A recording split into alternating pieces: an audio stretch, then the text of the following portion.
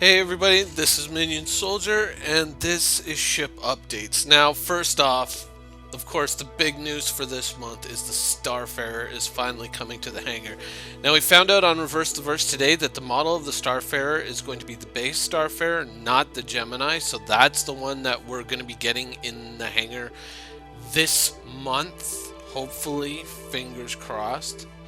Um, they're gonna have to make some adjustments to the hangars. Now, I believe someone said that they were gonna use the Revel in York.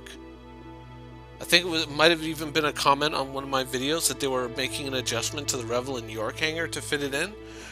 I'm not sure if that's the case, if they're adjusting all the hangars or just this, because apparently, the ship is incredibly huge. I mean, some of the fighters that we have here, like in the hangar, would fit inside the cargo area of the ship, and so I don't know. I'm pretty excited to see this thing. I don't own one per se myself, but I'm excited to see what other people put up there, and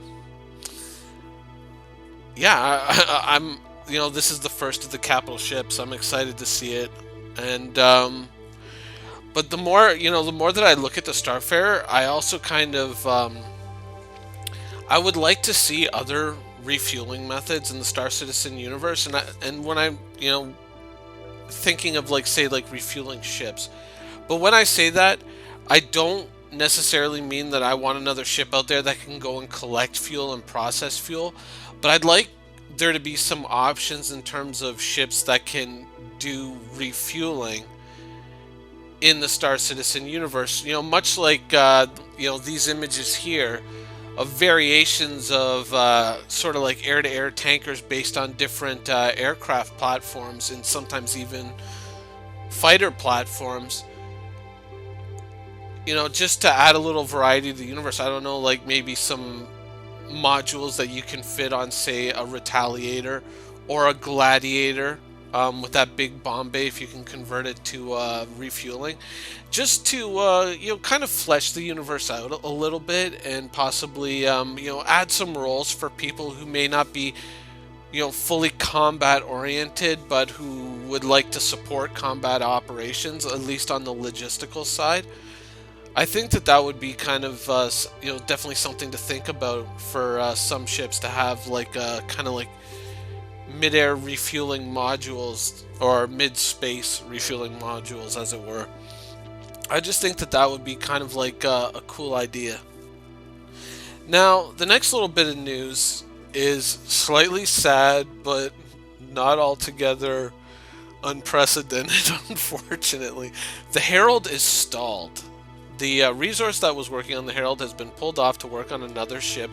I know, technically, what I've just said could have been from any number of videos that I've done in the past, because this has happened before. And then it's happened again. And now it's happening again. So the Herald, one of the ships that I am most eagerly awaiting, has once again been put on the back burner for something else. Now, we don't know what the something else is specifically, but hopefully it will get finished and the Herald will be back in action once again. Now, the Star Citizen HOTAS. The only update we have is that they are still working out the details. Of course, most of this is happening over the Christmas break, so there's probably not going to be a lot of forward motion in that area. Now, apparently the whole issue has to do with SciTech not being able to ship to potentially all the different customers out there.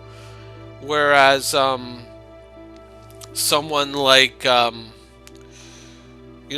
Amazon would be able to ship out to other places, and I think that's probably more what the issue is that, SciTech was more or less used to shipping out to distributors who would then handle the shipping to all the various places in the world from there, and now it might be that they're actually going to have to ship out to everywhere in the world and not just, sell it through Amazon or whatnot. So hopefully that gets worked out soon for those of you that are interested in the Star Citizen HOTAS. There was some discussion on a 300 rework. Now, originally, earlier on in the episode, they said, Ben Lesnick said they'll get around to it when they can. But then later on in the same Reverse the Verse, Calix Renault came out and he said, I've been going back and I've been looking at the 300 and how we used to build the ships and why we did the things that we did. So, I mean, I know that, Calix is more of a balanced guy, and so he's not really, an artist who would kind of redo the ship, update it, kind of bring it up to the present, the present level of work that's being done. But I don't know, maybe are they thinking about taking like another balanced look at the 300? I mean, that ship has been kind of, it's kind of been left to wither on the vine since it came out. Really not too much forward motion on that ship, but a lot of its variants are out, so who knows. Now also we got a little bit of a sideways update on the Prowler. Now the Prowler, of course, is the stealth boarding ship. Now that's based off of a Tevarin design, which is an alien race that we haven't seen. But the interesting thing about it is, they said on Reverse the Verse, is they're thinking about going with an Egyptian style for the Tevarin, which I thought was really cool. I mean, it kind of made me think of the original Stargate movie.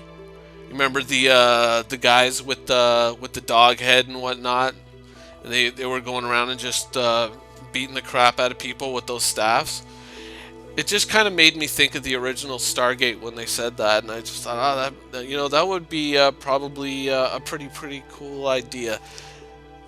Now, one last thing is, with Around the Verse, we heard Aaron Roberts hinting that there might be like a surprise coming in the next patch, and then on Reverse the Verse today, Calix was saying, "Oh, I'm also working on this ship."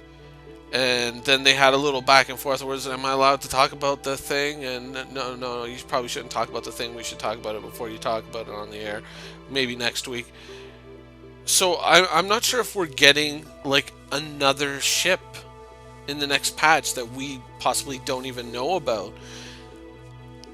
And when you think about it, the Reliant is, we've been talking about the Reliant so much. The Reliant being almost hangar ready, and I think it is going to be hangar ready in the next patch, or very close to it. We're also getting the Starfarer in the next patch, hopefully. But if there's another ship that's kind of waiting to be ready, I mean, we already know that the Saber more or less is going to be there, because I mean the Saber's already there in the test server version, and we already have the Vanguard, and the only ship that really sticks out in my mind really is the Xeon Scout. I mean, maybe that's just wishful thinking on my part, but it seems like it's the only other ship that's really close that we've been hearing something about, and then it just keeps dropping off. And they talked about the Herald and the Herald being stalled, but they never said anything about the Scout, so I don't know if the Scout's been moving forward. And the last time we saw the Scout, it was being worked on in Dallas. Was it Dallas? Yeah, Dallas. So who knows? Maybe the Xeon Scout is the little surprise that they're talking about. I don't know. That's just speculation on my part. But it's been, everyone's just kind of getting back from the Christmas break, so there wasn't too much detail. And of course, the first half of Reverse the Verse today was used up with David Ladyman explaining a tabletop game that he is kind of going out there and starting a Kickstarter for. I believe it's called Space Traders. Something that you may want to look at. There's probably going to be a link on the Star Citizen website. If there is, I saw it in the video, but I never actually copied it down. I'll try to add it to the description for anyone who's interested in that. That kind of took up like the first half of Reverse the Verse, so there wasn't a lot of time to get questions in. And as per usual, my questions didn't get answered. So that's pretty much it for this week. I hope you guys enjoyed the episode, and thanks for watching.